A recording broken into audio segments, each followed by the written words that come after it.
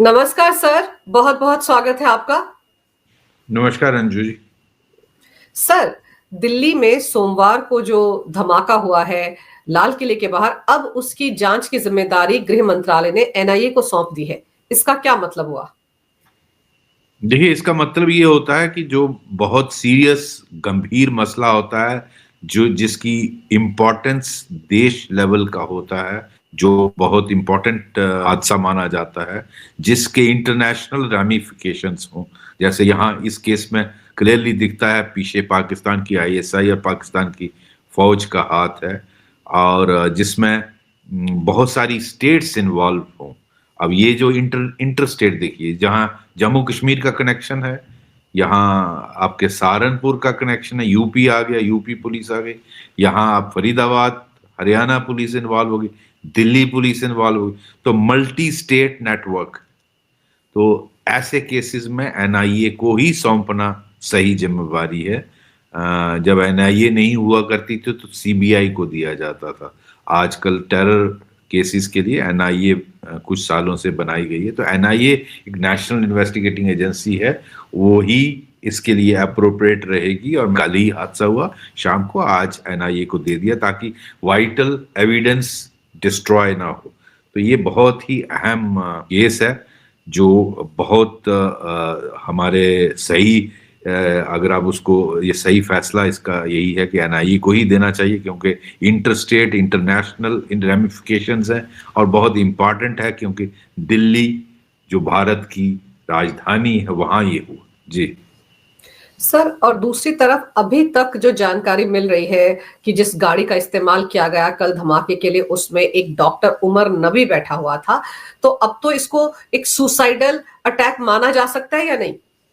बिल्कुल suicidal attack है, मुझे वही लगता है, क्योंकि लास्ट देखा गया डॉक्टर उमर जो आ रहा है, उसकी शक्ल दिख रही है, और अगर वो इसके अंदर था तो इसका मतलब जो मृतक हैं, जो मारे गए हैं, उसमें उसका भी बॉडी पार्ट्स होने चाहिए। तो नेचुरली ये सुसाइडल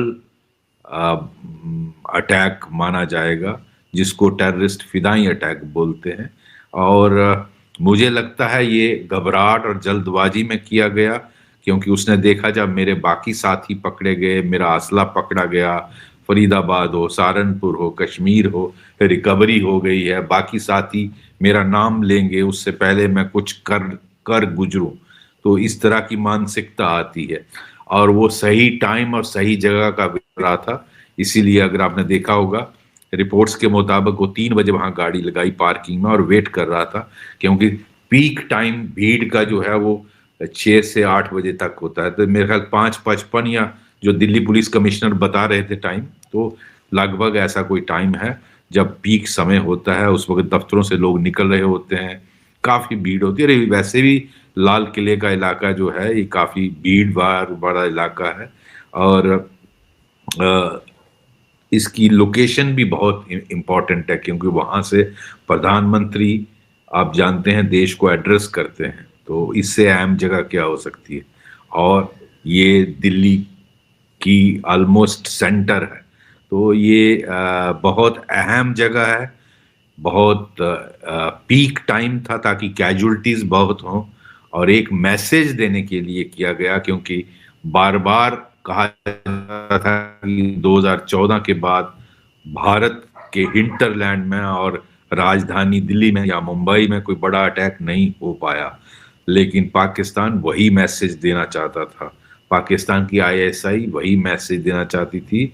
उसके लिए ये लंबी प्लानिंग मुझे लगता है की गई है, और ये टेररिस्ट, जो मैं इनको डॉक्टर नहीं कहूंगा, ये जल्लाद हैं, इनको क्या इसी मकसद के लिए डॉक्टर बनाया गया था, तैयार किया गया था। इनकी पढ़ाई चाहे चाइना में हुई, कहीं भी हुई, मुझे नहीं मालूम, वो इन्वेस्टिगेशन का मुद्दा है, लेकिन इनकी फाइनेंसिंग कहाँ से हुई ये मैं जरूर जानना चाहूंगा एज ए इन्वेस्टिगेटर, कि इनको क्या पढ़ाने के लिए भी पैसा आईएसआई का आया या कहाँ से आया।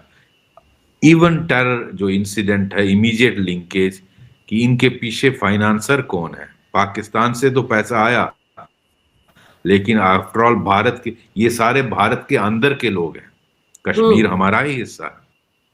तो ये हमारे ही अंदर के लोग हैं, इनको इस्तेमाल पाकिस्तान ने किया इस तरह का मॉड्यूल बना के, एक टेरर मॉड्यूल बना के, कि पाकिस्तान से लोग भेजने की जरूरत नहीं पड़े, कि वरना आपने देखा कई बार पाकिस्तान इन्फिल्ट्रेशन करके लश्कर और जैश के टेररिस्ट को भेजता है और कहता है कि जाओ दिल्ली में हमला करो, अक्षरधाम मंदिर हो या राम मंदिर हो या दिल्ली के बाकी जगहों पे यहाँ हुए हैं, यूपी में राम मंदिर में हुआ, अयोध्या में, ये सारे वहां से बाहर से आते थे, पाकिस्तानी लोग आते थे।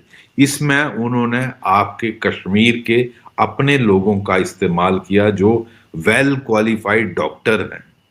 बिल्कुल। और यहाँ मैं बताना चाहूंगा कि खासकर कश्मीर घाटी में लड़के लड़कियों का अल्टीमेट ड्रीम होता है डॉक्टर बनना, और इतनी पढ़ाई करने के बाद आपने उनको इस तरह से रेडिकलाइज किया कि वो अपने ही देशवासियों को मारने पर तुल गए, अपने ही देश को तोड़ने के लिए राजी हो गए, और यहाँ तक कि सुइसाइड करने के लिए।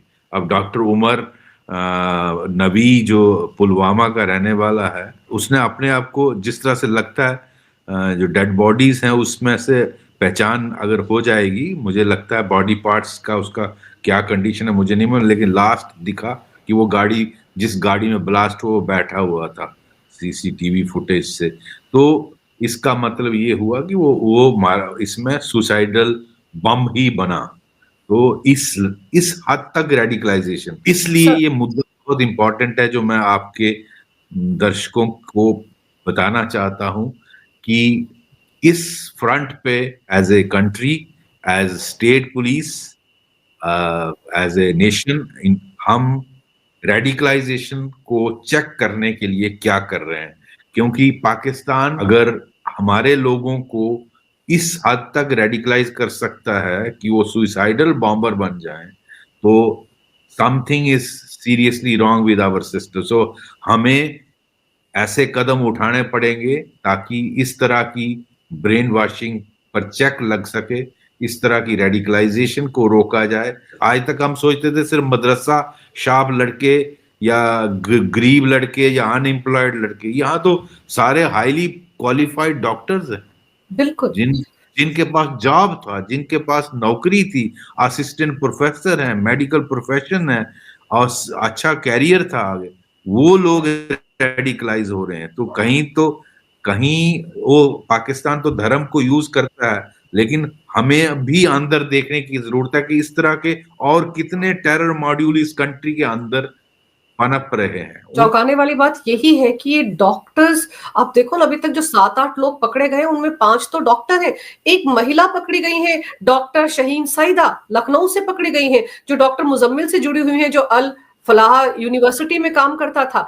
तो डॉक्टरों का ऐसा नेटवर्क, ऐसा टेरर नेटवर्क, ये तो पहली बार इस देश ने देखा है। सर आप सही कह रहे, पढ़े लिखे लोगों को रेडिकलाइज किया गया इस हद तक कि डॉक्टर उमर नबी ने खुद को गाड़ी के साथ उड़ा दिया। यस, ये बड़ा चिंता का विषय है और देश को इस पर विचार करना चाहिए। मुझे लगता है भारत की पार्लियामेंट को इस पर विचार करना चाहिए, भारत की असेंबलीज जो हर स्टेट की हैं उसको विचार करना चाहिए कि आप इतने क्वालिफाइड लोगों को, जिनका सिक्योर कैरियर था, उनको अपने देश के खिलाफ इस तरह इस हद तक रेडिकलाइज कर दिया कि वो सुसाइड बॉम्बर बन गए। तो ये बहुत चिंता का विषय है। मैं समझता हूं इस पर भारत सरकार को बहुत गहराई से सोचना चाहिए कि हम क्या कदम उठा सकते हैं कि भारत के अंदर सुसाइड बॉम्बर्स ना बने, वरना पाकिस्तान तो इन ऐसे लड़कों का इस्तेमाल करेगा। तो हमें पाकिस्तान से तो कोई अच्छाई की उम्मीद नहीं है, लेकिन हमें अपने अंदर क्या स्टेप्स कदम उठाने हैं वो लेने चाहिए। आपने देखा बहुत सारे देश इस डायरेक्शन में काम कर रहे हैं। आपने देखा पोलैंड हो, आपका फ्रांस में प्रेसिडेंट मैक्रन ने बहुत सारे कदम उठाए। मैं अभी देख रहा था डच प्रेसिडेंट ने बहुत सारे कदम उठाए। बहुत सारी कंट्रीज बिकॉज आज रेडिकलाइजेशन का शिकार पूरा यूरोप, इवन अमेरिका हो रहा है। तो बहुत सारे देश हैं जो इस डायरेक्शन में कदम उठा रहे हैं। और हम तो चारों तरफ से घिरे हैं, इधर बांग्लादेश, इधर पाकिस्तान, तो हमें तो ज्यादा ही होशियार रहना है इसमें। ये कदम उठाना और कश्मीर घाटी जी। को हालांकि मैं कहूंगा कि ऑन द सरफेस बहुत इंप्रूवमेंट है सिचुएशन पे, लेकिन ये जिस तरह का ये जो इंसिडेंट है, ये दिखाता है कि all is not well in Kashmir, Kashmir valley.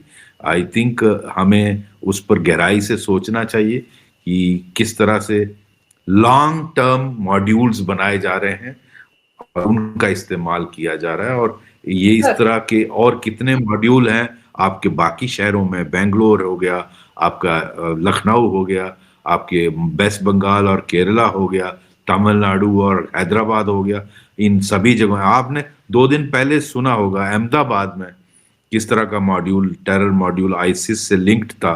उसमें भी एक मास किलिंग का प्लान था, हजारों की तादाद में मारने। कोई पर्टिकुलर केमिकल इस्तेमाल करना था जिससे वाटर पॉइजनिंग करके आप हजारों लोगों को मार सकते हैं। आप देखिए किस तरह के, वो भी शायद डॉक्टर ही था। तो इस तरह के मॉड्यूल आए दिन, एक दिन मैं पढ़ रहा था पूना में कुछ इस तरह का टेरर मॉड्यूल निकला, एक कहीं और शायद डाउन साउथ बेंगलोर में हूँ निकला। तो आए दिन इस तरह के मॉड्यूल अनकवर हो रहे हैं। लेकिन आप 100 अगर मॉड्यूल है तो 99 को अवॉइड कर सकते।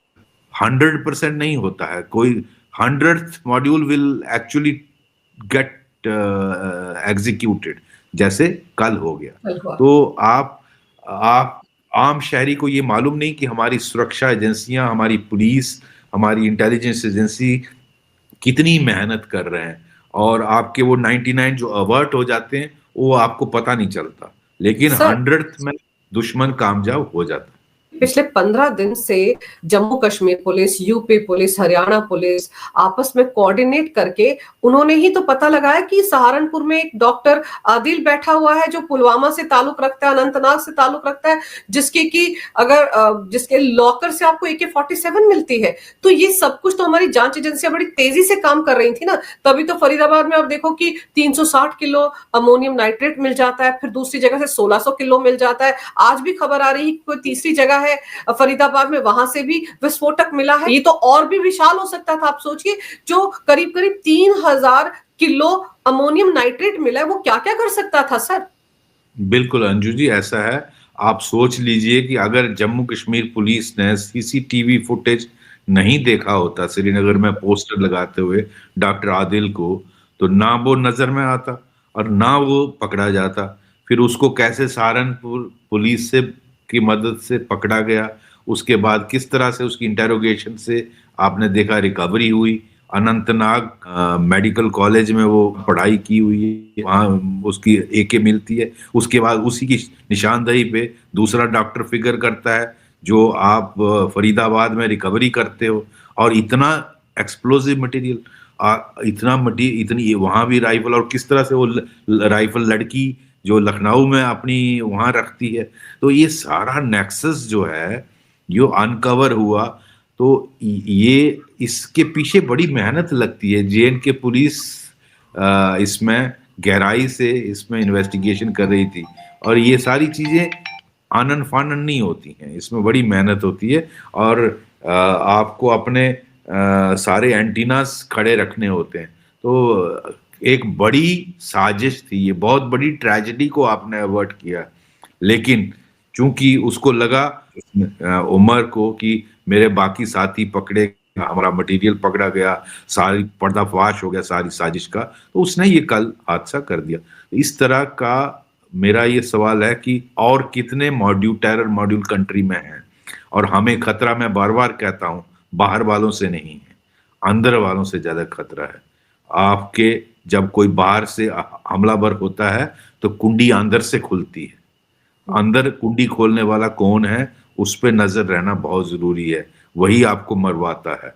ये आप पिछले 1000 साल की हिस्ट्री देखिए, हमेशा हमारे राजे महाराजाओं ने आक्रांताओं को डिफीट किया, लेकिन हम ही में से कोई एक उनसे मिल गया और बाद में वो मारे गए। और जिसका नतीजा कि 1000 साल से आप उसके गुलाम बन गए। तो आज जिस तरह के लोगों को पाकिस्तान इस्तेमाल कर रहा है, इसको चेक करने के लिए जो कदम हमें उठाने चाहिए, मैं समझता हूं ऑनरेबल पार्लियामेंट को, ऑनरेबल सुप्रीम कोर्ट को एंड सरकार को इसमें ध्यान देना चाहिए। इवन स्टेट गवर्नमेंट्स को, स्टेट गवर्नमेंट्स बहुत लापरवाही करती हैं, मैंने देखा।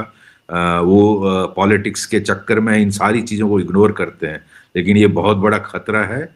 और पाकिस्तान क्या क्या कर सोच रहा है, क्योंकि उसने जिस तरह से ऑपरेशन सिंदूर में मार खाई है, वो उसके बाद बदले की भावना से ये कर रहा है। और आपको मालूम नहीं कि ये पता नहीं कब से ये प्लान चल रहा है। ये कोई बहुत बड़ा हादसा करने के फिराक में थे। आप सिर्फ एक इस इंसिडेंट से इसको मत सोचिए। तो मुझे लगता है देश को इसमें बहुत सतर्क रहने की जरूरत है। जी सर, एक चीज और आप ये देखिए कि जैश ए मोहम्मद ने अभी हाल फिलहाल में अपना एक महिलाओं का विंग बनाया था। ये जो डॉक्टर शाहीन सईदा पकड़ी गई हैं लखनऊ से, जिनकी गाड़ी से भी AK-47 मिली है, बताया जाता है कि इनका ताल्लुक जो था वो जैश ए मोहम्मद की इस महिला विंग से था। उसकी इंचार्ज बनी हुई थी शायद ये। बताइए, अब लेडी डॉक्टर पे कौन शक करे? अब मुझे बताइए। आप जनरली लेडी डॉक्टर को आप नजर, शक की नजर से नहीं देखेंगे, और लखनऊ में बैठी हुई है हथियार AK-47 लेके।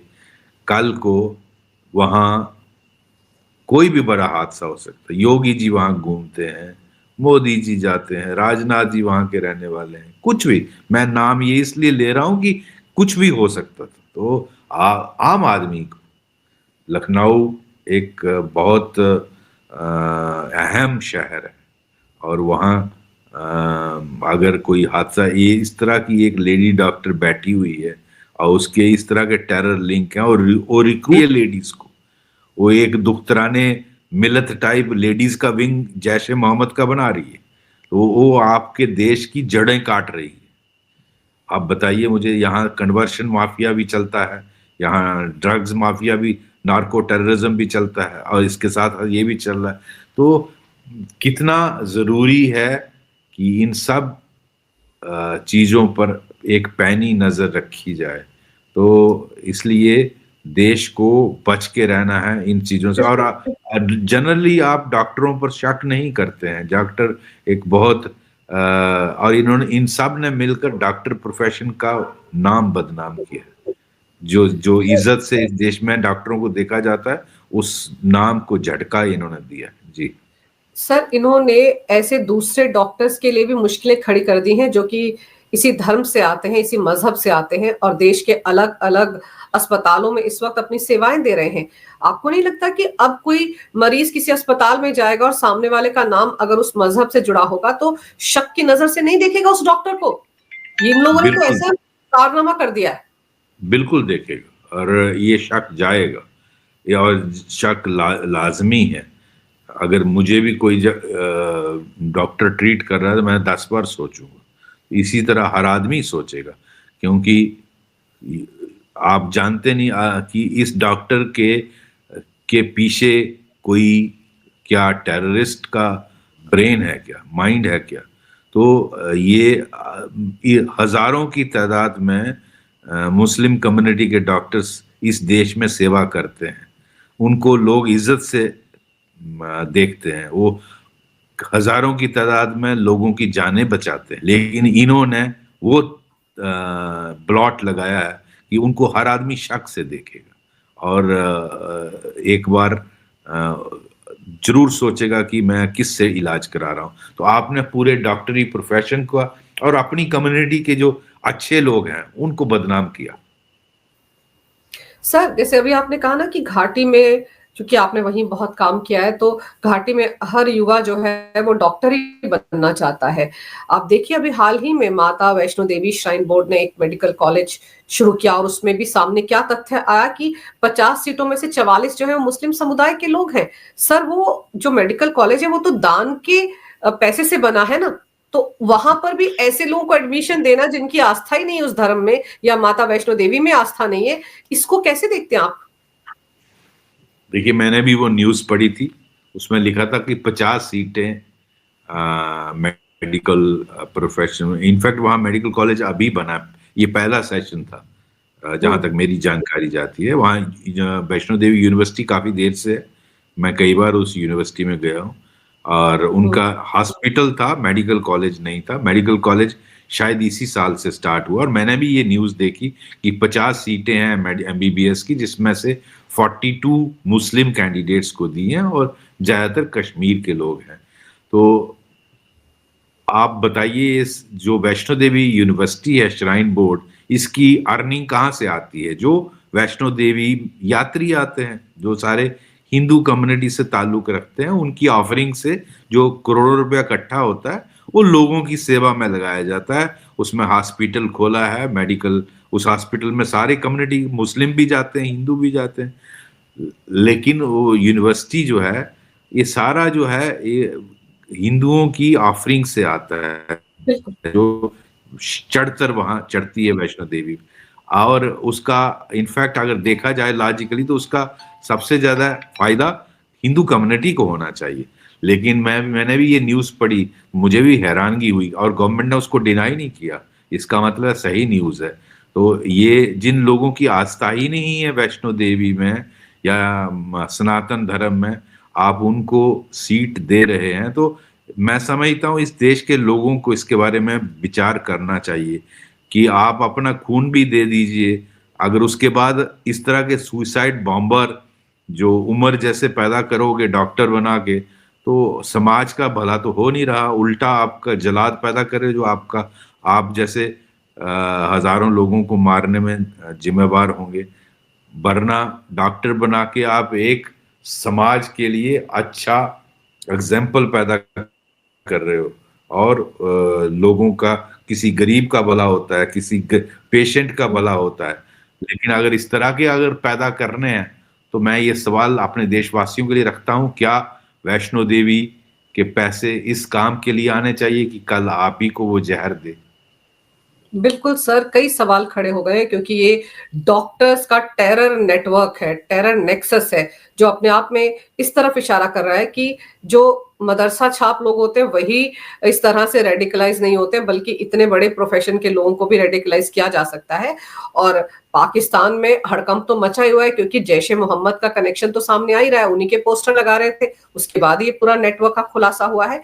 लेकिन अब सर देखते हैं कि आने वाले कुछ घंटों में, जब एनआईए ने इस मामले की जांच का जिम्मा अपने हाथ में ले लिया है, तो और क्या क्या खुलासे होते हैं। सर, आपने समय निकाला, बहुत ही विस्तार से इस विषय पर बहुत ही अहम जानकारी मेरे दर्शकों को दी। आपका बहुत बहुत धन्यवाद। नमस्कार। नमस्कार। जय हिंद। जय हिंद।